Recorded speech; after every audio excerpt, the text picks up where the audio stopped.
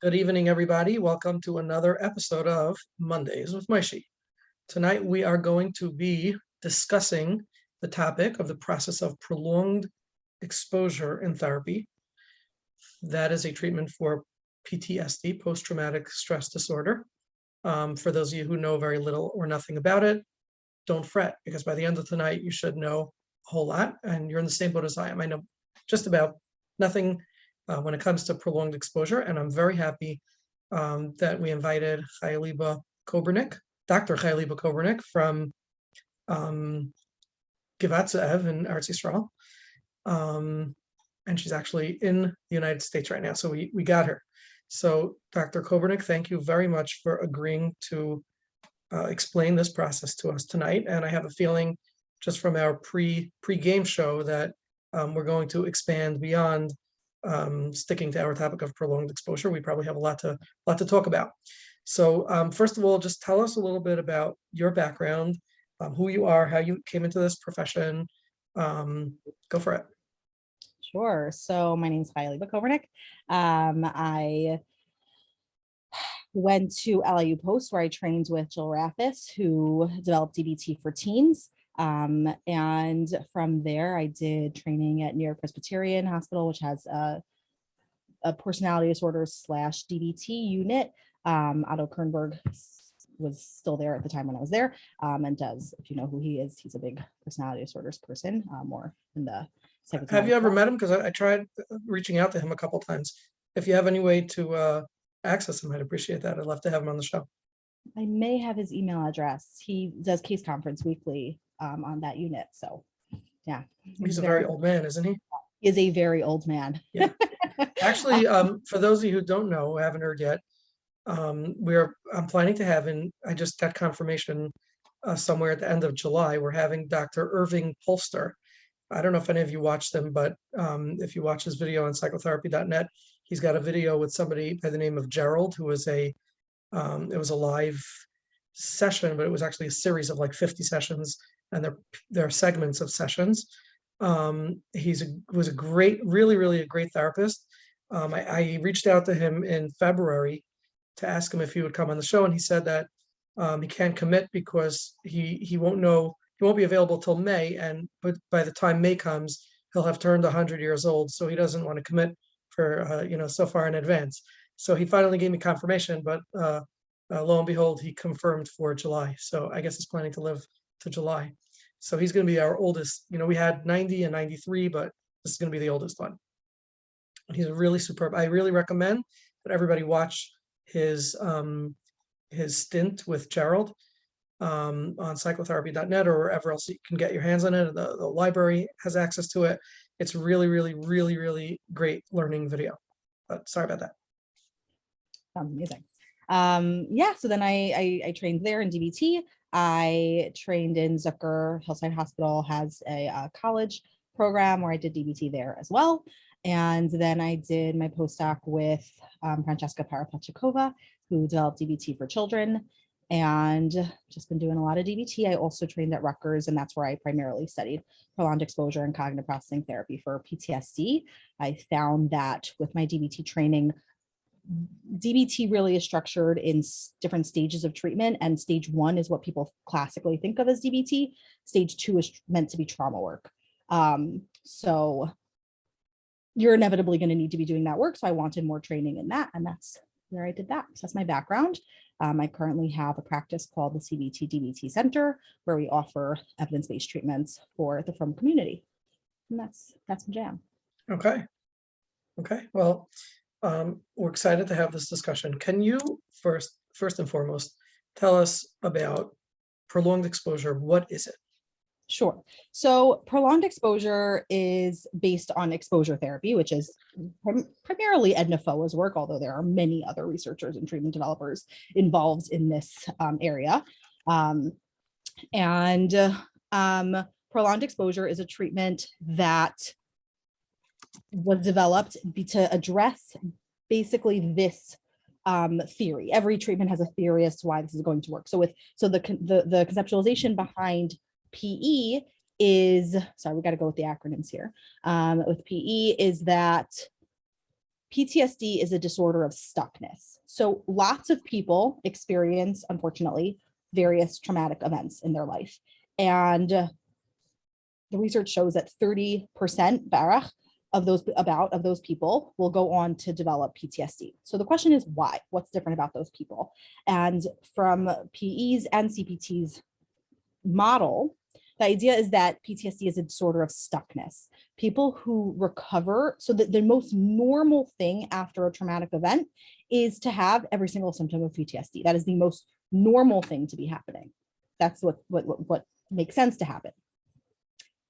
With time, about, we would say like up to 3 months, with time, those symptoms will ideally go down as that new information is absorbed. I like this quote from Lemony Snicket, if I can be so funny with my quote. It's something about a person's going up the stair, losing a loved one is like walking up the stairs in the dark, and then you get to the top step and there is no, you think there's one more step than there is, and you kind of have to readjust your whole way of thinking about the world. I think of that as my best conceptualization of grief and also just of trauma in general.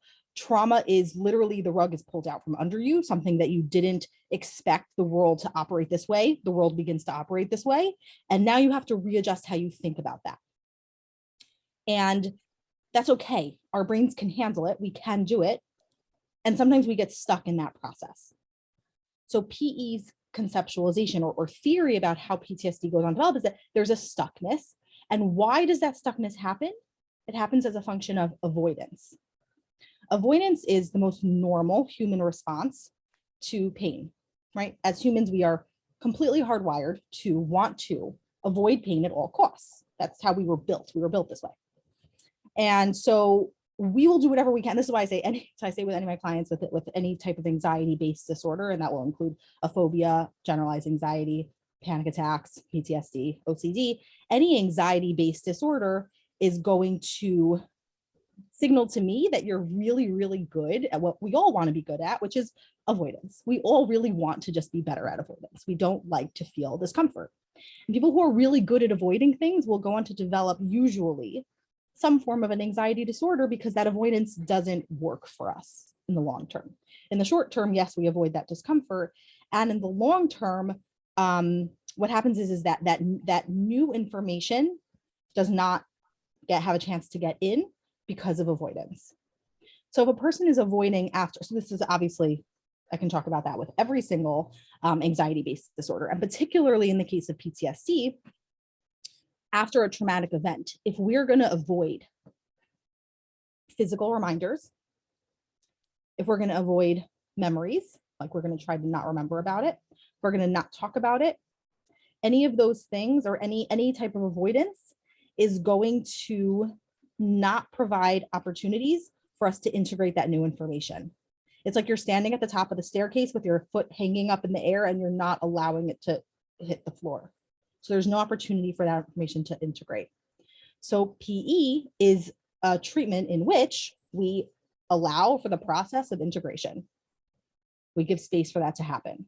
Okay, so let me review what you said, see if I understood it. But before I do, I just want to remind, first of all, I want to say hi to all the new faces on, or new names, I should say. For those of you who can, it's always more personal. It's always more personal experience if you can turn on your videos. Obviously, for many of us, it's late at night and our bags under our eyes are showing. But for those of you who can, it's always nice. And of course, please, in order to ask a question, please feel free to use the reactions button on the bottom right-ish of your screen and raise your hand and we will call on you. And I'm sure that Chaya Lieba will be happy to take your question. And if she wasn't, then she will now because I said that she will. So sorry. So, okay. What I'm hearing you say is that the process of trauma, and I'm assuming this is why 30% of those who have trauma experience it as PTSD.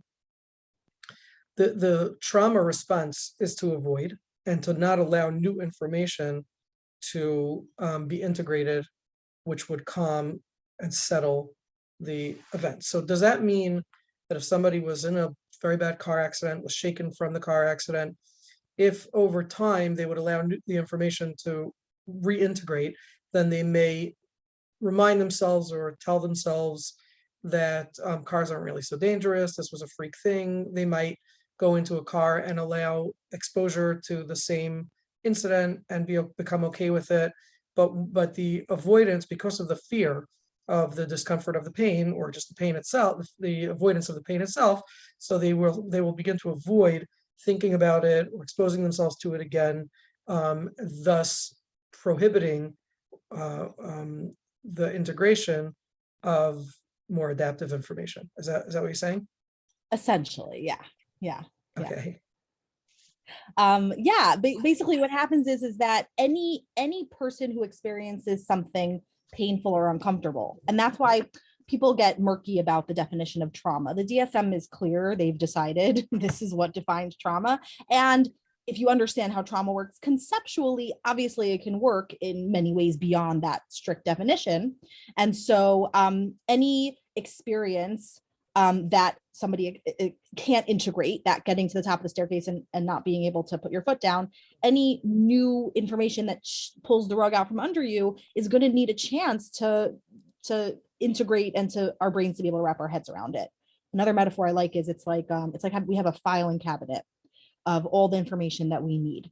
So I have my restaurant file, and when I go into a restaurant, I open up my file, and in my file it says, sit down at the table, look at the menu, choose what you like, tell it to the waiter. That's my restaurant file. I've got my trauma file though, and it's flying all over the place. There's papers flying all over the place. They're not filed neatly in. The file is kind of discarded on the side. And through PE, we're going to take out that file and we're going to open it, which you don't want to do. That said, what we're going to do, what's happening now is that file is exploding in your face all the time because it's just popping everywhere. It's all over the place. What we're going to do in PE is we're going to take the file out and we're going to open it, which is going to suck. You're not going to like it. And once we're going to open it, we're going to be able to put those papers back in neatly, close up the file and put it back in the drawer. You still are going to be able to take it out whenever you want without it popping in your face like it's doing now. Okay. Yeah. So can we jump into what is prolonged exposure? That's the theory behind it. What is prolonged exposure and how does it work? Yeah. So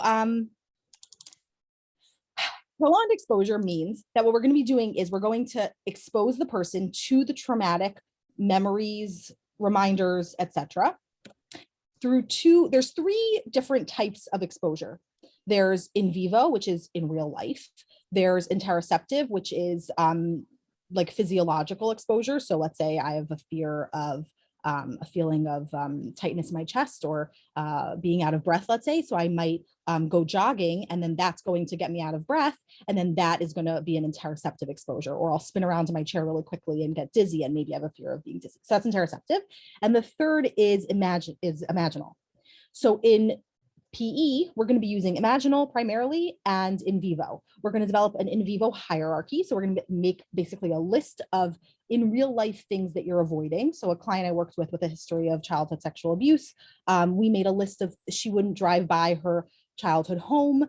She would avoid certain smells. She wouldn't use certain soaps. These were all things that reminded her of her experiences. So we made a list of that, and then we rated it for current fear. So if right now I were to have that soap or that smell in this room, how high would your distress be on a level of 0 to 100? We rate all those things, and then we've got this nice little hierarchy to work with. And what we'll do is that during session and between session, clients are going to go and do those exposures. So let's say I'm going to have her buy some of that soap, and we're going to sit around hanging around with that soap. The idea of prolonged is that in order for the information to integrate, the research used to be very supportive of this idea of habituation, that we need to basically habituate to the fear. So we need to have enough time exposed to it. That's not what the current research shows, as far as I'm up to date. So we know now that you don't actually have to have the fear come down. You just need to have enough time with it that you learn that you can handle this, and that the bad thing, the feared outcome, is likely not going to happen. Obviously, anything could happen. We just need to have those in exposure, any type of exposure. Those two messages have to be learned. Number one, the feared outcome is likely not going to happen. And number two, if it were to happen, I would be okay. I could handle it. I could survive it. So is that what's behind flooding? Isn't flooding also predicated on the idea that if we expose for a certain amount of time, I think they say like 10 minutes or something.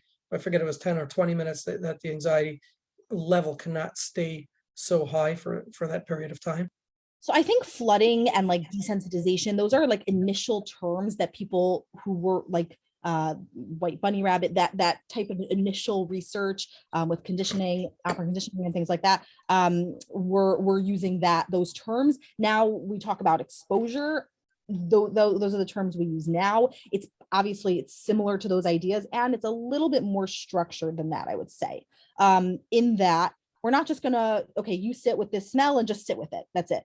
We're gonna want to orient. So a lot of PE is in the beginning, and really any exposure therapy is orientation, where we're basically getting you on board with the idea that, yes, I get it, that anxiety, that avoidance is what's fueling this and keeping this going. So that's in vivo, essentially. We're going to so hold on a minute. The idea that the therapist is what you call orienting, it's raising a flag, I don't know, a green flag in my head. Mhm. Because when I see, you all know at this by now that I'm not an advocate of behavioral therapy for the most part. And when it comes to something, and the reason is because I feel that the relationship is a lot of what induces the change. Now, one of my arguments is, okay, if there's a concept of exposure, so if a client calls you up and says, I had this and this trauma, would you tell them, here's a great book you could read, it's going to tell you exactly how to do exposure?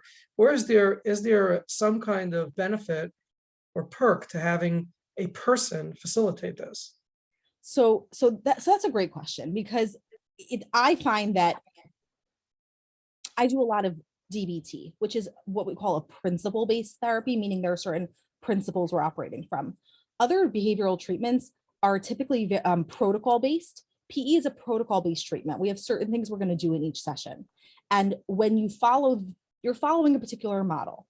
That said, it's true, somebody could call me up and I could hand them a book and they can go ahead and read it. Most people with PTSD are not going to read it and be cured.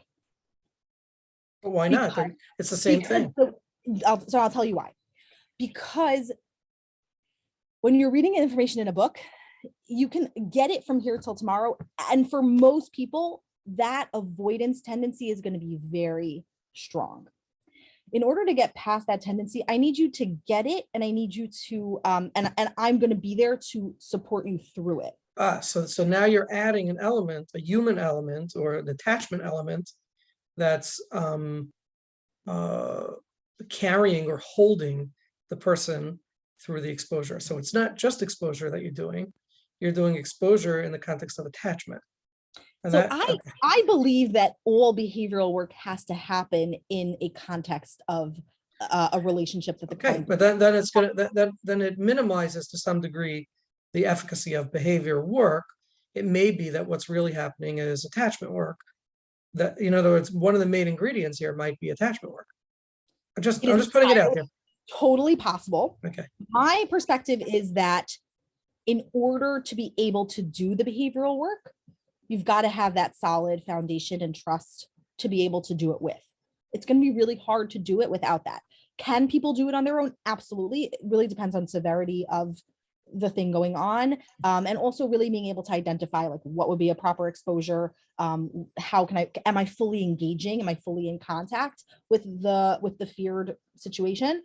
So having a therapist who's experienced and knowledgeable in this can be valuable. And I would also add that once people do exposure therapy, they're often able to go ahead and use it on their own. I call it it's like a philosophy of exposure rather than avoidance. So once you have adopted that philosophy, you can go ahead into your life and do it on your own. But to get back to this point, I see that clients who have been in more relational treatment have maybe been frustrated that progress hasn't happened. Mm-hmm. And what I see with PE and with other behavioral treatments is that progress happens, mm-hmm. and it lasts. So yes, they'll come back when and if in the future there's a need for additional something. Mm-hmm. So it's happening within the context. Yes, that strong and healthy relationship gives them the space to be able to do that behavioral work. And the behavioral work is what enables them on their own. A lot of people will tell me this is the first time I've had a relationship where I feel I trust you. I'm like, I feel that you're behind me. I know that I can come to you. And I also feel safe to actually leave, like to actually end this relationship, which is sometimes terrifying for people. Like they've never had a healthy end to a relationship. So this can actually be an opportunity to have, like, I can healthfully end this relationship. Yeah, And but that's not that's about you, not about prolonged exposure or DBT. That would be about no, the that's, skills of the therapist. absolutely. I'm just saying that behavioral therapy does have to happen in the context of a relationship that's trustworthy, that where orientation has to happen in the context of, I trust this therapist, makes sense, understands my struggle, and is going to be able to support me through it. Who'd be willing to do exposure with a therapist they don't have a healthy relationship with? So Okay, so we're doing orientation. yes. So we do orientation. We're going to build that in vivo hierarchy. We're going to rate the hierarchy, and then we're going to try and engage with some of those things, usually between sessions. You're going to do the in vivo work. So we're orienting, and we're also possibly supporting between sessions, because avoidance is so normal. I'll orient right from the beginning that the most normal thing that's going to happen is you're not going to want to do this. So if you come in and you say you didn't do your home practice, I'm going to say, well, duh. So we're going to want to then figure out ways that we can make it happen. Sometimes we'll have between session contact or whatever is going to help make that work happen. Or as realistic as possible. So that's going to be the in vivo work. And then in session, we're primarily going to be doing imaginal, which is why we're going to want those sessions to actually be 90 minutes long, so that we have space to really do prolonged exposure. So prolonged exposure, we mean at least half an hour. And for imaginal, we're going to want to choose a highlight memory or a really salient memory, maybe like the most intense memory. So if it's a motor vehicle accident, that's one discrete trauma. But if it's trauma over time, you still can just choose that most intense memory, or one that's kind of representative of others. It's unusual to need to do multiple memories, but it's entirely possible. And then you're going to choose that memory. You're going to go through it, and the client's going to really basically fully engage with that memory. So I'm going to want you to close your eyes. I'm going to want you to speak in present tense as if it's happening right now. And you're going to rate your distress when we start, and every 5 minutes throughout. And people will often do it 3, 4, 5 times in that span of time, depending on how long the memory is. So in other words, they're going to speak through all the details of the memory, constantly check in with how distressed they're feeling, and then go through the loop again. If they finish it in 7, 8 minutes, they go through the loop again, and they do it 5 times.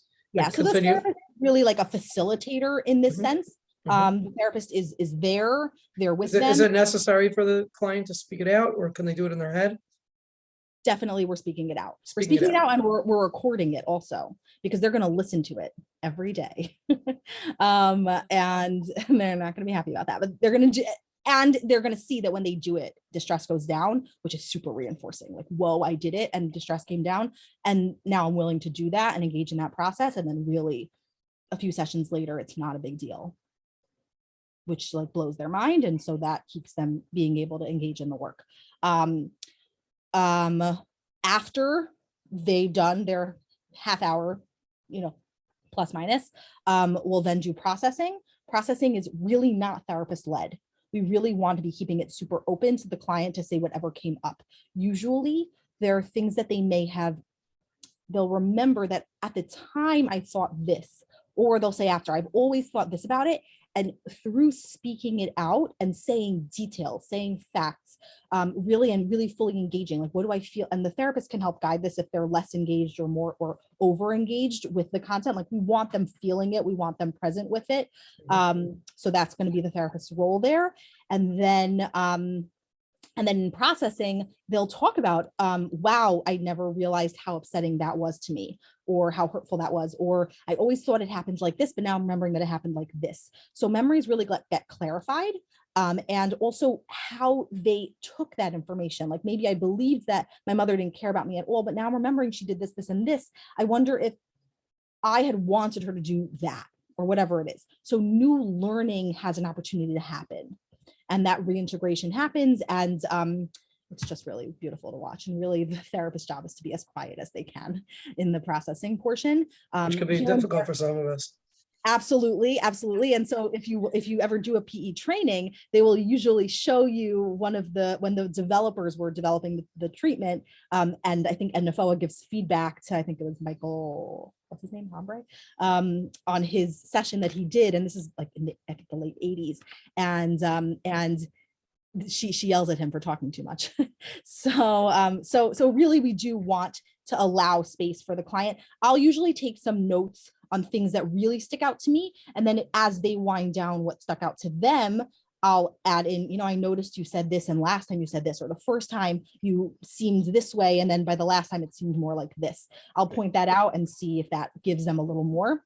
And then we'll wind down the session because I don't want people leaving at 100 of distress. It's okay if they do, again, because we don't need habituation to happen. What we actually need to happen is inhibitory learning, which is meaning there's new information coming in that's replacing the old learning. So I just need that new information to come in. You said that you ran through that very quickly, but those are important points. Can you explain, can you break that down? Talk about habituation and talk about that we're not just looking for, I'm familiar with the EMDR, terminology. So we're also looking for reprocessing and not just desensitization, right? So can you break down what you just said and explain that in detail? So my familiarity with research is as follows. Habituation is the old, not old, it's not that old. I think the research is as new as 2015 as in terms of this new, we now know that habituation is not as important as we used to think it was. We used to think if you do exposure, person starts at 100, we got to get them to come down to 20, let's say, okay? That's habituation, that I habituate to the emotion. So my emotion was high. Now the emotion comes down over time because we can't sustain high emotion. So emotion is going to come down. And then through that coming down, now the healing happens. I'm better. Wonderful. What we now know is more important than habituation really is inhibitory learning. Inhibitory learning is a term from Michelle Krask, who's huge in exposure research. And the idea is basically that we don't get rid of old learning. Once we learn something, that learning is there. I like to explain it, as you can tell, I'm very into metaphors. I like to explain it like a pebble. Any learning that we have, whether that's a trauma or whether that's a certain behavioral pattern, whether that's I bite my nails when I'm stressed, whatever it is, that pebble is there. When I replace it with skills, new learning, new experiences, whatever happens, right? A new relation, a new type of interaction with a therapist. I've never had that type of interaction with somebody before. That replaces my old pebble with new learning, like a mountain. I build my beautiful mountain. Very nice. Once I've built a solid, big, nice mountain, the pebble becomes irrelevant, right? Now, if a major stressor comes along, a big move or a divorce or a death or some transition, even it could be a small transitioning from middle school to high school, could be a stressor that blows over the whole mountain and you're left with a pebble. So inhibitory learning is that. There's new information coming in that's kind of covering up the old learning. The old learning's still there, but it's covered up by new learning. So did I learn in that motor vehicle accident that cars are dangerous? Yes. Is that information still there? Yes. I've now replaced it with cars can be dangerous, and most often, most of the time, they're not. I can handle a motor vehicle accident if it were to happen. I can get through this. This can be scary and I can manage. That new learning comes over the old learning and I can now manage. That's inhibitory learning. It inhibits the old learning. Yeah. Thank you. I just want to remind everybody, if you have any questions, please hit the reactions tab on the bottom right of the screen. Don't hesitate and hit the raise your hand emoji and we will call on you. So please do so. And if you can turn on your videos, that's always nice. Thank you to the two people on top who turned on their videos. Okay, so now we have what did you call it? Inhibitory learning. Mm-hmm. And I'm assuming that that's happening, this is happening sort of parenthetically. In other words, the exposure itself is providing some kind of new message that nothing's gonna happen or that I can live through something if it happens. There isn't any cognitive discussion that's going on about it, I'm assuming. And Right. there So isn't, and contrary, what's that? PE is a behavioral treatment. It's not a cognitive treatment. Okay, and contrary to some other trauma treatments, there isn't a new positive cognition, right, that we're trying to uh, induce within the person. Just that this thing that happened is really okay. Yeah. So PE is not a cognitive treatment. We're not going to replace it with any new thought. We're going to just have the behavior, like in the behavioral work is going to teach us new information. Okay. You know, the way you describe it makes it sound really simple, which means that you're, I guess, conceptualizing it very clearly. What happened? First of all, is there anything else that we want to know about it? And second of all, maybe more importantly,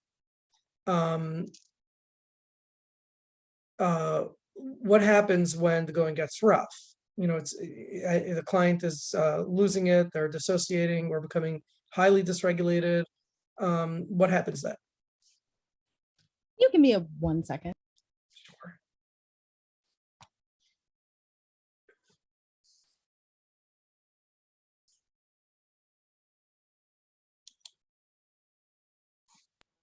I'm back. Okay. So this is why it's really important to do trauma work at the appropriate time. Not every client is ready to do trauma work just because trauma is there. Depending on what the client is struggling with right now is going to depend on how I would come to a client. So if somebody's coming to me and they're saying, I have trauma, I want to do trauma work, I'm going to really first assess where they're at. If there's any active, for sure, but even recent-ish suicidality, I'm going to want to, or self-harm or dissociation, I'm going to want to work on those things really more before I'm going to get into trauma work. That said, we can totally account for it within the space of PE. You just account for it. You allow for that to happen. You can ground in, we're going to talk about dissociation, why it happens. It's a form of avoidance. It was healthy and adaptive at the time of the trauma, of course. And now it's not serving you. So we're going to want to learn ways of getting back into this moment. And through repeatedly, a person dissociates and then they come back and they're able to engage with the content of their trauma fully, that dissociation reaction is going to happen less often.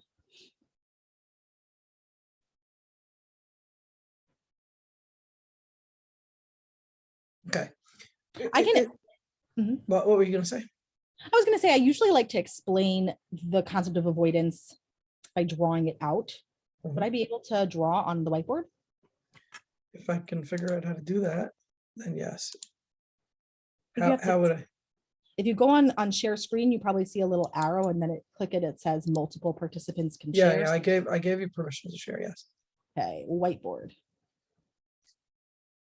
So I like to explain all exposure for all anxiety-based disorders like this. When we have an anxiety reaction, it's because we have a perception that there's something dangerous happening. That this is my arrow is showing that there's something that's happening that's giving me a perception of danger. I say perception because no danger has to happen for me to have a perception of danger. I could right now be terrified that a meteorite is going to come out of the sky and blast me to smithereens. Does that mean that I'm in actual physical danger right now more than the average Joe? No. I just have this perception of danger. Or I'm giving a class. Maybe I'm thinking to myself that everybody here is judging me and thinking that I'm a complete lunatic and why did Moshe invite her on to speak? So then I'm going to perceive danger and that same reaction is going to happen. So really and at the same time, also maybe a tiger walked into my room and now I'm terrified and there's real danger. So it doesn't matter if there's real or perceived danger. As long as I'm perceiving danger, I'm going to have this response. So once perception of danger happens, my anxiety is going to start going up. That's the normal response. Now, let's say there's actually a tiger. Anxiety is going to go up, and then I'm going to run out of my room, jump out the window, run to safety, call the local zoo, say I found your tiger, and my anxiety is going to come back down. This is the neatest bell curve I've drawn on the whiteboard in a long time. Efforts for you people. And my anxiety is going to come back down. That's how anxiety is typically going to work. Arousal, all that response, fight or flight response, super useful. It's going to motivate me to be able to jump up, scream, alert others, jump out the window, run to safety. All that adrenaline is happening in order to facilitate that response. Fantastic. Now, let's say I come back to this room a week later, and I'm going to have that same perception of danger because last week there was a tiger. Then my anxiety starts to go up. And this time I don't allow it to go all the way. This time I say, no. You know what? I had a trauma here. I can't, this is triggering for me. Okay. So I can't handle this. So I'm going to have to go to a different space. And I leave the anxiety track. When you leave the anxiety track, you feel better. So you want to keep doing that. Problem is that you're going to come back to the same anxiety cue again. And when you come back to the same anxiety cue, anxiety is going to go up, and actually over time is going to start getting higher faster. So you're actually going to feel worse. And every time you do a down arrow or avoidance, you're kind of keeping yourself stuck in this loop. So I just say we all have anxiety loops. I've got anxiety loops. You've got anxiety loops. We've all got anxiety loops. People who are really good at avoidance, like I talked about in the beginning, are going to have a lot of these loops, and they're just going to be more stuck in these than others. And the more loops we have, the more severe our symptoms are going to be. In order to get off of this track, I need to be exposed to the same anxiety cue. The real fear has to be there. If I'm not afraid, it's not exposure. That real exposure has to happen. And this time I've got to actually stay on the track. My anxiety is going to go and go and go, and it's going to get worse usually than it's ever been because I've been avoiding. It's going to get pretty high, and that can be very scary and very painful. And we have to acknowledge that. I orient clients to this, totally to this. And so anxiety is going to get pretty high, but what's going to happen is that then the anxiety is going to come down because nothing happened. And then the next time I come back to the same cue, well, what happens this time is my anxiety takes longer to get set off. It doesn't go as high and it comes down faster. And the next time, until I end up with this nice little rainbow effect, usually some residual tiny bit of anxiety will last, and that's helpful. That's adaptive. We need some anxiety to keep us, pumping. And the reaction is going to come much further down. Pretty low down. Let's take a question on this. Yeah. Go ahead, Shmuel. I'm sorry I can't put on my screen. So I understand why if you don't avoid, why eventually it gets more like extended and thing, but why when you do avoid and stop, why does it uptick? I'm not understanding that. If you can explain a little bit. Yeah, so that's a great question. So why does it actually get worse? Because what we're doing is, the way anxiety works is we snap into this fight or flight response that's very immediate, quick, and it's very immediately responsive, and it communicates to us that there is danger and this fight or flight response is needed. When we avoid, we teach our brain that anxiety response was absolutely necessary. When we engage with the feared thing again, we learn that, hey, it's not that big a deal. But when we don't engage with it, when we avoid it, we teach our brains that, yes, this is scary, this is dangerous, I cannot handle it. It's like a fire alarm, smoke alarm goes off because I burnt my toast.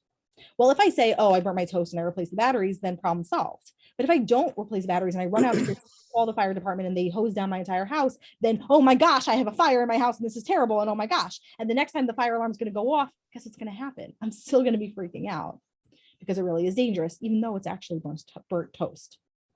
Well, I think there's more to it also. I think that when we don't allow ourselves to go there, so we now begin to anticipate the terror of the bad thing. So besides being scared of the bad thing itself, we're now anticipating that it's going to happen and it's going to be so bad. So we're adding anxiety upon anxiety, which is really how we double down on it. The learning that happens over time is that, yes, this is dangerous, absolutely dangerous. It must be avoided. Cannot handle it. It must be avoided. It must be avoided at all costs. That same response is going to keep happening, and get even quicker and higher. And to the point where we start to just look around as if it's going to happen at any moment, and we become perpetually just in a state of perpetual anxiety. Yes, and this can relate to any person who's Hey, afraid of their next panic That's right. attack. Well, think about insomnia. This is one of the experiences of insomnia, that it piles on each other. You know, I'm afraid that I'm not going to be able to fall asleep, so I'm busy worrying about that. I'm busy worrying about that, and then I'm afraid that I'm not going to ever be able. You know, it's just it piles on top, and 1 o'clock becomes 2 o'clock, becomes 3 o'clock, and then before you know it, the birds are chirping. Yes, exactly. Exactly. So Shmuel, to answer that question, the reason the anxiety response gets even worse over time is because we've taught our brains that yes, this perceived danger, it is real, it is threatening, it is bad, and I need to have that fight or flight response. It is protecting me and it's necessary. Thank you very much. It definitely makes sense. I could tell you, just to share quickly. I have PTSD. I was gunned down 20 years ago in Israel, and Dr. Judith Gedalia, she actually was my neuropsychologist in Shire Tzedek that treated me, and she was sort of bringing EMDR from a world. I was sort of her guinea pig in testing it out. And the funny thing is that she tried it for a while on me, and intellectually I got it all, but I wasn't still getting out of it. And then she just said, Shmuel, you're going on to a bus today to try it out again. And the very interesting thing is, I sat down on a bus. The shooting happened on a bus. That's where it occurred. Yes. So that was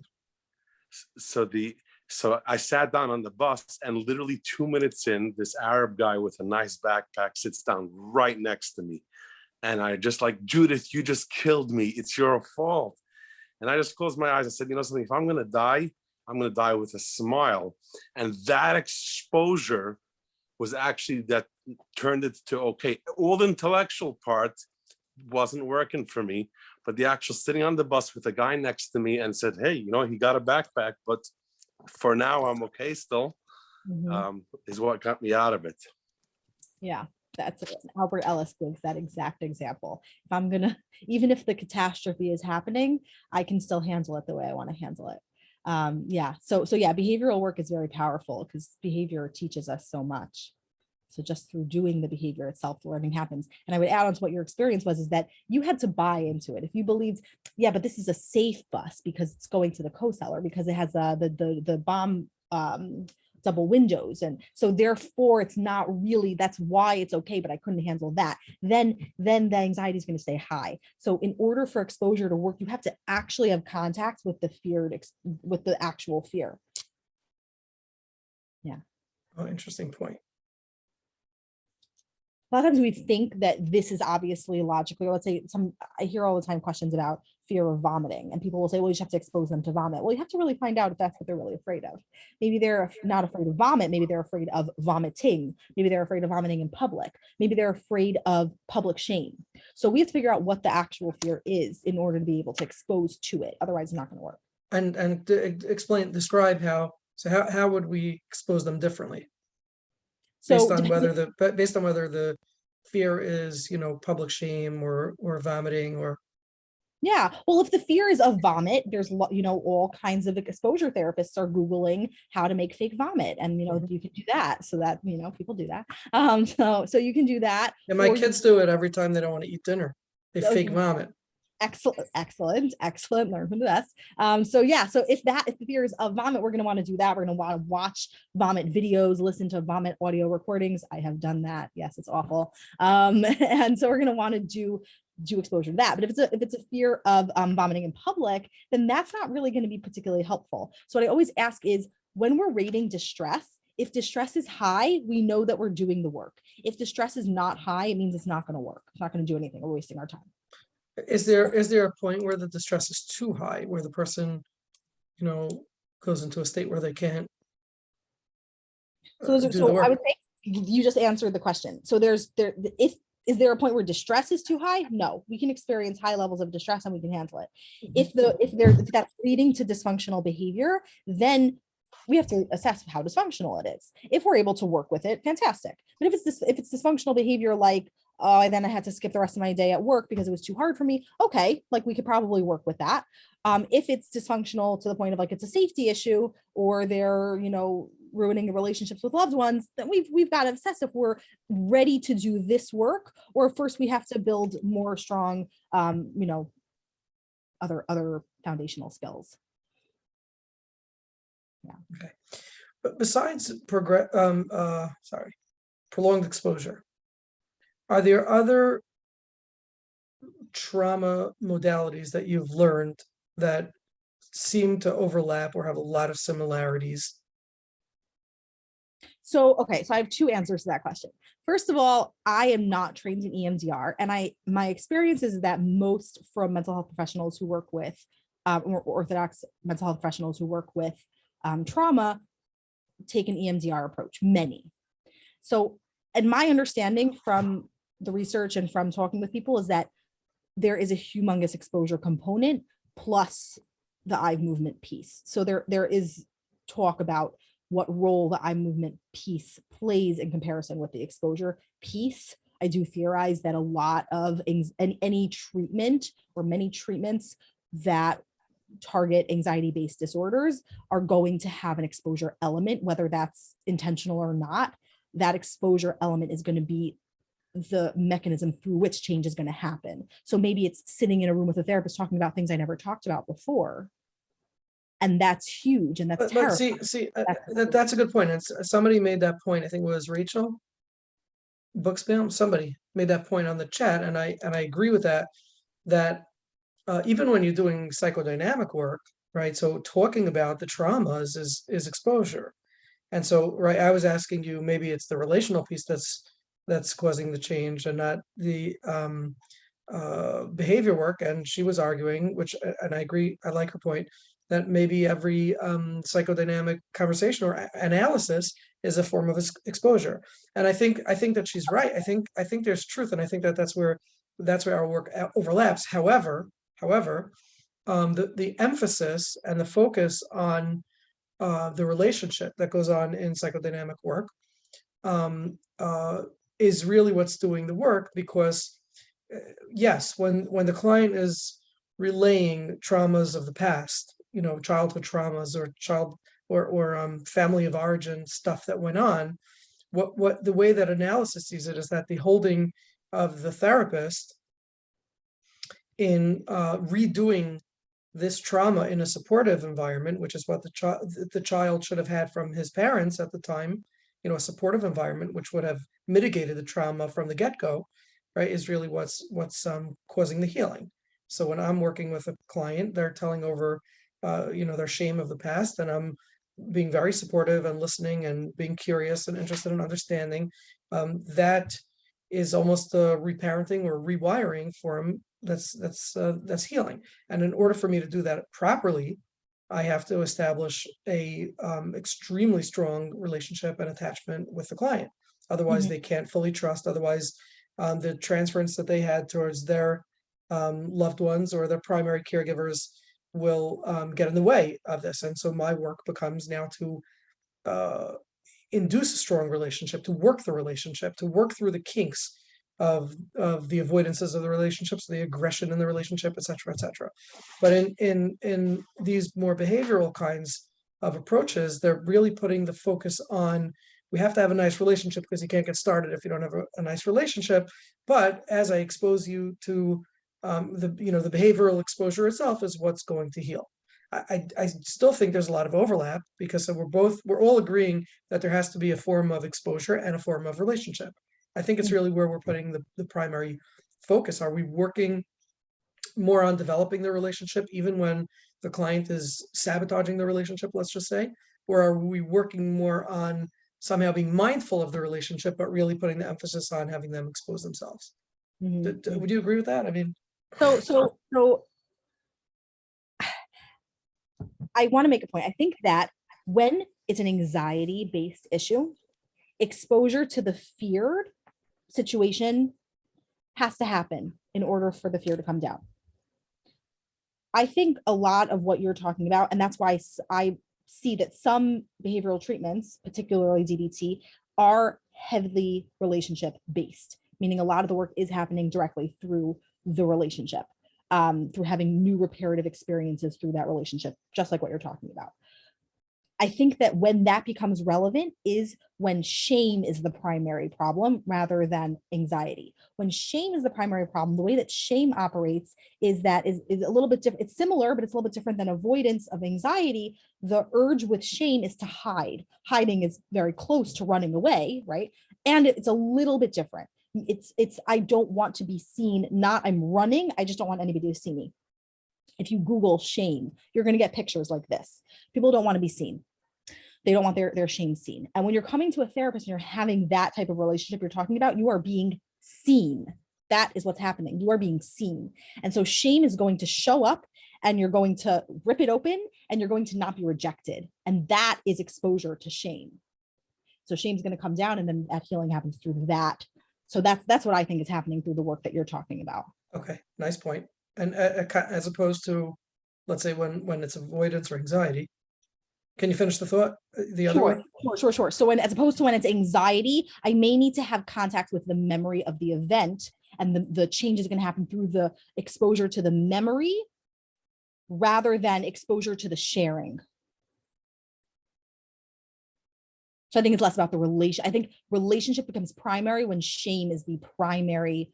Very, very interesting point. I never heard anybody describe that before, but I have to put more thought into what you're saying, but it sounds like a very, very nice point. Thank you. The other, back to your question about other trauma modalities, I really like to give airtime to cognitive processing therapy, which is a cognitive treatment. And I don't usually operate cognitively. And this treatment can be a nice, it works nicely. So and also the nice thing about CPT is that you don't have to save the trauma narrative. So many trauma therapies involve saying the trauma narrative. Although I will also encourage really any other contact with the trauma narrative. So if that's drawing or any form of art, or even I did one time like making a PowerPoint presentation with a client who really liked making PowerPoint presentations. And that was just a way of having contact with the feared memory. So any of that happening. Cognitive processing therapy, we don't have to talk about what happened. We have to talk about where you're stuck in your thinking about what happened, in how it impacted you. So we're gonna talk about the impact of the trauma on your life and where you're, and those are gonna give us stuck points.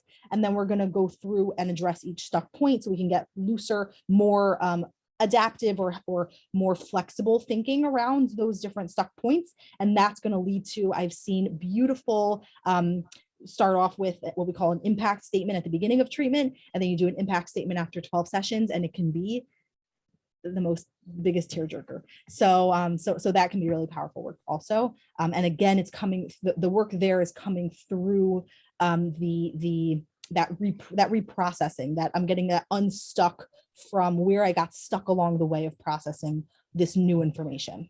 Lieba, when you talk about these modalities, let's say CPT or prolonged exposure, are these more for specific incidents, small t traumas or specific incident traumas that occurred, or are they for long-term? Both have work well for single incident rape, single incident motor vehicle accident, and for combat trauma, and for childhood sexual abuse, and for childhood physical abuse, things that happen over time. Both can work well with either of those modalities. In terms of your question of small t trauma, people don't discuss it because researchers need to get funding, and funding usually requires a diagnosis. So you're going to want a PTSD diagnosis, which is going to require a big T trauma DSM standard. That said, conceptually, it's the same thing. So if I'm seeing a conceptual trauma show up, then I'm going to want to treat it using a modality that's going to address that conceptually. So if somebody had, this also comes up a lot in DBT, where we see, even if there's no particular trauma, there's typically going to have been traumatic invalidation. Yes. That's what we see most often, and we're going to still want to address that. And so I'm going to use prolonged exposure. That's relational trauma, basically. Mm-hmm. Relational. Yeah. Now, I think you had mentioned at some point that perked my ears, that clients will see, if they're doing prolonged exposure, they will see changes in their anxiety levels when it comes to other things unrelated to that specific event. Can you tell me more about that and why that would be? Yes. So I call it a hashkafa, or a philosophy rather, of approach versus avoid. I once had a client with childhood sexual trauma who we did prolonged exposure together, and she made me a goodbye card at the end of our work, and it said, and it had like the word like avoid, avoid, avoid, and she had crossed it out, crossed it out, crossed it out, and then at the bottom it said approach in big letters. So if people learn how to approach their lives through an approach lens rather than an avoidance lens, then they're going to repeatedly do that. That's a whole new way of engaging with the world that's going to decrease the likelihood of having further PTSD or anxiety symptoms. Anxiety is still going to show up because anxiety is an emotion. There are going to be things that are going to scare us. That's going to happen. So in other words, but by the end of this treatment, what a client is essentially learning is that traumatic events are things to lean into, or you use the word approach rather than avoid, and that sort of becomes a new narrative for them. Yes. Why does that happen? Just from one Learning. prolonged exposure experience? Is that something Yeah. you actually teach them? We talk about it. We talk about, well, you're talking about the process of what's happening during imaginal exposure and during their in vivo exposures. And what's happening is that they're having new experiences. They're learning new things about how they operate and how the world operates. And so that new learning is going to last for them, right? That's like that mountain I talked about before. They've got that mountain's there. It's not going anywhere unless a new stressor comes in and blows part of it over. We may need to strengthen the mountain. But each new experience builds that mountain stronger and stronger. You've got what to lean on now. So they're not only exposing themselves to the trauma, they're essentially integrating a new approach to dealing with difficult experiences. Yep. Beautiful. Okay, Elliot, floor is yours. Do you ever use humor or absurdity in your work? So I actually think I'm only funny in group therapy for some reason. I don't know why that is. I definitely, that's stylistic. I could say as a DBT therapist, irreverence is a stylistic strategy in DBT that we use to keep people on their toes, to keep things moving, to keep people more in reality of, like we talked about suicide and suicide assessment, it can get a little heavy. And if I'm going to throw in there like, well, if you're going to be dead next week, I don't want to keep you in my calendar. I'm going to say things like that. That's going to throw people off balance a little bit. And we get more speed and flow and movement in therapy. So, yeah. Dr. Kaplan, when you talk about using humor or absurdity, what do you have in mind in terms of it being therapeutic? Well, just that humor breaks the barriers, humor, the absurdity. Sometimes the client will be doing a certain behavior again and again, and they're stuck in a cognitive, there's a cognitive repetition of it. But sometimes the recognition of the absurdity around it breaks it up, and the client can have an epiphany. Yeah, and I think that happens a lot through doing the imaginal exposure over and over and over again. It becomes more like that's more the mechanism in prolonged exposure, as opposed to DBT, which has this stylistic strategy for therapists built in. And then there's also just personality. So, personality, I can. Would you ever plan with a client that they would have anxiety or that they would go into their panic? That you would plan with them to do that? So we plan, listen, this is a very heavy homework treatment. So we're going to be planning to do in vivo exposure. We're going to choose something off that hierarchy to do every week, at least one. And we're going to plan to listen to the recording of that imaginal exposure daily. And I always tell them, the more you do, the better, the faster this is going to work. But one of the things you mentioned earlier is that you said you kind of normalize or educate the client at the beginning of treatment that they're going to try to avoid, and they're going to avoid. I find that to be highly,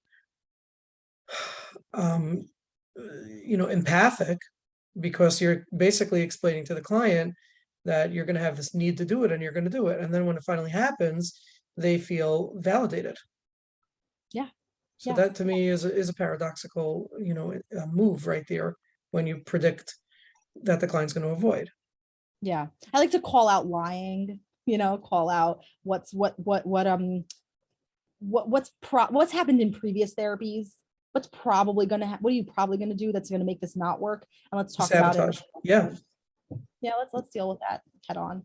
And then if during the week, maybe we'll check in and I'll say, so how's that avoidance going? We want to like call it out, own it. It's real. It's happening. There's a term like collude with avoidance. We don't want to collude with the avoidance by also the therapist avoiding. Actually, the way that I first learned prolonged exposure was through a research trial out of either UPenn or the other Temple, on exposure for therapists, because so many therapists are afraid of doing exposure. They're afraid of hurting their clients. So this was a research study on exposing therapists to exposure and if that would reduce anxiety around exposure. So it's real.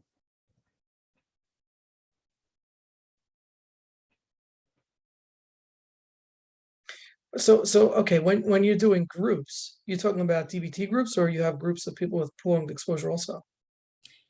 I'm actually trained in PE. I've never seen anybody talk about PE in a group. CPT is well done in a group, and I'm trained in how to do that. I have not yet done it, although I would love to, because I think it would be phenomenal to have that experience with other people. Yeah, I do a lot of DBT skills groups. I do parenting groups based on DBT model. We do ACT groups and things like that. And for something, let's say something like an anxiety disorder, let's say social anxiety. Social anxiety. Social right? anxiety is the best thing to treat in a group because you have exposure built literally into the work. You don't have to go find. What is some of the work in social anxiety group? It's just straight up expose So in yourself. social anxiety group, I do straight up CBT. We teach unhelpful thinking styles. People identify that these are styles that they usually use to engage with the world, and we'll bust those. Well, and then we'll have a lot of opportunities for exposure. So we'll do public speaking in the group where everybody picks out a topic out of a hat, and it's like teach the group how to build a snowman, and then that person has to get up. They've got 5 minutes, and they've got to teach the group how to build a snowman. So that will happen right there.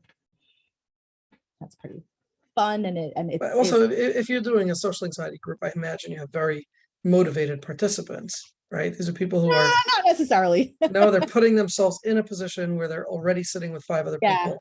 Yeah, no, agreed. There's got to be I find that when I've done it in the past, I don't currently run any social anxiety groups, and when we've done it in the past, you have to do really good orientation in order to get people on board to do this. So tell me, what do you mean by that?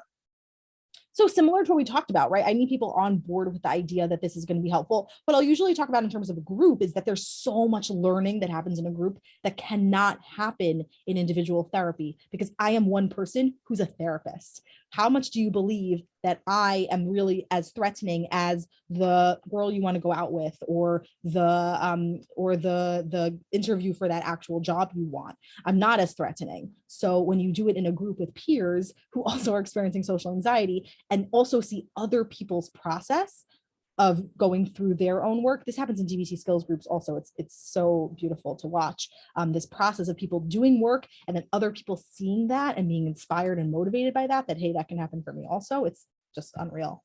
Yeah, but in terms of social anxiety, you want people getting that orientation I was talking about before with that chart that I make and things like that. I want that to kind of at least that conversation be started before somebody's going to join a social anxiety group, so that they get what they're doing and why this is valuable. And even though this is terrifying, it makes sense and I can do this and it's going to be helpful.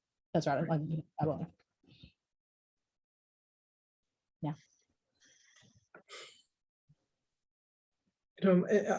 I experience every Mondays with Moshe as an exposure for myself, as a social anxiety exposure. Does the anxiety come down? I think I've gotten better at it than when I first started. I don't know how many of you have been here since a year and a half ago or almost 2 years ago, but I've certainly honed some skills on it. Yeah, yeah. My question though is, has the anxiety come down? I think so. I think so. There's every once in a while, there's a moment where I lose a thought, and I'll have a flood of anxiety that I'm not going to be able to get the thought back, and I'm not going to know what I was going to ask. And then I guess, resort to making a fool out of myself, and that's okay. Yeah, and then you learn that you survive it, and that people still come back next week anyway. See that? Yeah, usually new people, so I don't know. Okay, so there's a few people in the chat who have questions. I'm gonna ask you, please, please, please, please raise your hand. Let's see who's gonna be, suddenly, you know, we talk about the pink elephant, the elephant, we created the elephant in the room. Everyone was ready to ask questions until we talked about social anxiety in a group. No, we've got it. Yeah. Go ahead, Tiki. Hi, I'm so sorry. I missed the first part and I came in right as you were describing the speaking in present tense and Yeah. repeating it 5 times. Would you mind just reciting that part Sure. over again?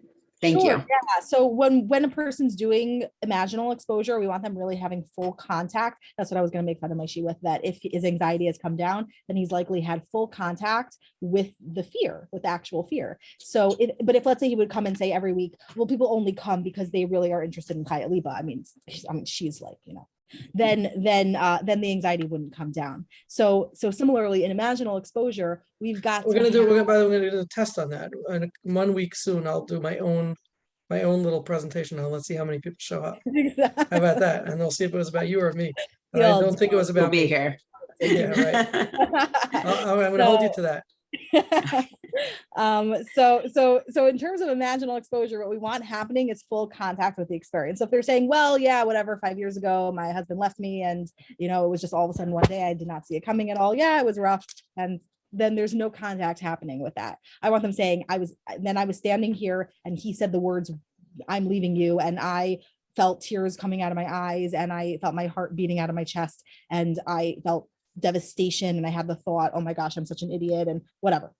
So I want that full contact happening. We call it engagement. And then, yeah, we want to repeat that. Loving full contact exposure. I think that's a great description of getting into the, you know, smells and the sounds of the whole, like that's a great way to sum it up. Yeah. And then we want that happening repeatedly for a prolonged time, as the name suggests, because that full contact over prolonged time gives me the opportunity to really have that brain work happen.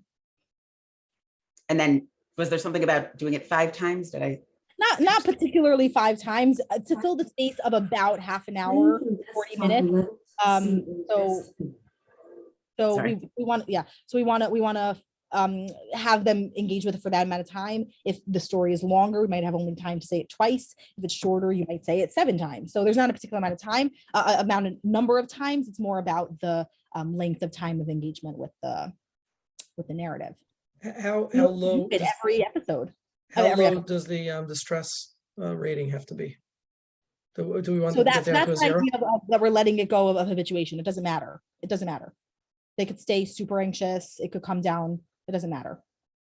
I don't know. And you're just stopping them and asking for the number rating every 5 minutes? Did you say? Yeah. Every 5 minutes. There was something 5. Yes. Every 5 minutes, you're asking for a SUDS rating, or subjective units of distress scale. So 0 to 100. You orient them to that before you start this. You'll make anchors. What's a 0 going to look like? What a 50 going to look like? What's an 100? 100 is usually going to be the trauma. What's an 100 going to look like? The trauma itself happening. And then in this moment, compared to when the trauma was actually happening, how high is your distress? We'll rate it according to that. And then you're just continually engaging with it over and over again, and you're doing it every session. But again, we're not looking to reduce the SUDS. So that's my explanation before about habituation. We don't care about habituation because we know that it doesn't actually matter. If the SUDS comes down, beautiful. If it doesn't, that's also okay, because it's not a predictor of whether or not treatment's going to work. As long as you keep engaging with it, it's going to work. But isn't it mutually exclusive? Excuse my ignorance. Isn't it going to be mutually exclusive? So meaning SUDS is going to eventually come down through this work eventually. Right. The point about habituation is that it doesn't have to happen in this exposure. If in this exposure anxiety stayed high, okay, we'll do another one. It's going to eventually come down. Okay, so in other words, it's going to come. You mean it's going to come down? But it's going to come down over the course of therapy. It's not like the client's going to go home and come back and say, okay, when I left here, I was at a 90. Now I came home and I come back and I'm at a 1 out of 10. Okay. Right. I mean, over the course of the last session. So we shouldn't get nervous. 5-10. Okay. Yeah. Clients are at a 5-10. You don't want to get nervous if even though you've done it 4 times, they're still at a 99. That doesn't mean that by time number 5, they won't be at a 5. Absolutely. If you've done 3 sessions already and you haven't seen significant reduction, something's happening. That's a time to start saying, what's going on here, to already be suspicious. The point is that doesn't have to happen within a single episode of exposure. Okay, let's take a question from, by the way, thanks for asking that question and turning on your video, and it's nice to meet you for the first time. I know you've been on here before though. Corrine? Yeah, hi. I was curious, just as you were speaking, how do you know if your client is feeling flooded? How do you assess what they're ready for, or if maybe you're pushing them too hard? Yeah, so I assess pushing too hard by stability behaviors. A person can be very emotionally overwhelmed, and that can be okay. They can handle that. I've had clients gripping the chair. You can see it. You can see tears coming. Like, that's okay. That's okay. We're talking about difficult things. We want this to happen. Like, I need you to fully engage with your experience. Your emotions have to be felt. That's okay. That's not a barrier or a problem. We're not afraid of emotions. Emotions are safe. They're okay. What's not safe is then going home and binge drinking. Not safe. Not safe going home and cutting yourself up with razors. Not safe. Not safe to go home and then starve yourself for the rest of the week. Not safe. So then we're going to want to deal with that, so that we can't really engage in exposure work if you're not able to engage with that work and keep yourself safe. So we're going to want to keep basic safety, stability in mind before we're going to add in prolonged exposure. So it sounds like you're saying that for the wave assessment is this leading to a negative behavior, or does your behavior let me know that you're tolerating what's going on? I'm curious if just the emotional stance, if the process is, if you can know earlier on rather than later, like let's say by session 3, can I know by session 3 or 4 rather than 6, 7, or 8, that the process is healing rather than kind of them regressing? How do I put my finger on that pulse? Absolutely. So number one, we have to not be afraid of emotions. Emotions are safe. Emotions are I don't know, leaning into it, but Yeah. let's say there's a client that's super expressive, super self-aware, amazing. What if they're not so expressive, or that piece is kind of foggy for themselves, but they want to jump in? How do you? So I will, at baseline, I want a lot of information. So I want to know your 3 meals a day. I want to know, are you working? Are you in school? What does your day look like? Are you sleeping for half the day? Are they functioning? Everything that I want to know that we're control of. basically now, obviously, somebody with PTSD has PTSD, right? We're not saying that everything is hunky-dory. We're just saying that we're basically functioning. Basically, you go to work most days of the week, So the behavior piece you're saying, but what if, let's say, the behavior seems to look normal, within the range that you're at peace with what's going on for them, but you want to know if the experience itself, if it's working in a healing way, or maybe it's too much while they're still functioning without it being a contradiction. Yeah. Or is that not a piece to take a look at? Maybe Yeah. Well, so I think what you're asking really is it okay for them to feel these emotions in a big way? And that's why I keep coming back to answer that. No, I mean, feeling is okay. Like feelings happen. Sometimes it's intense, and it's intense because what happened was intense. But rather than the intensity of it, did I surpass their capacity to tolerate? And are They we call that the breaking window of tolerance. They call it the window Yeah, of like tolerance. did we kind of push past, like, are they still kind of riding a wave, or did they crash pretty bad, but we don't know that it's happening and we're still going? Yeah. So listen, my experience is that I assess. Actually, Marcia Lenahan, developer of DBT, says that 99% of treatment errors are really failures in assessment. And when she's in a bad mood, she says 100% of treatment errors are treatments in assessment. So if we assess well, we have a sense that this person is ready to engage with this level of work, that there's not other work that needs to be done first. If other work needs to be done first, we do that. If it's not, then we're ready to do trauma work. Then what we're looking for at that point, what we're not waiting for session 6, 7, what we're seeing already in session 2, 3 is that they're engaging with it. that if they're avoiding it, we're dealing with that, and that SUDs are coming down over time. Thank you. Yeah. Let's take another question from Shayna. Go ahead, Shayna. Hi, so I think my question was actually just asked in the chat, or a very similar question. One of the criticisms that I've heard about PE is that it works if people can follow through with it. Yeah. What ends up happening is people drop out because it's hard to stick with, and then they're more traumatized because they've had experience with it and then weren't able to complete the treatment and then don't want to go back to other therapies. How is that something that you see, and how do you approach that or prevent it?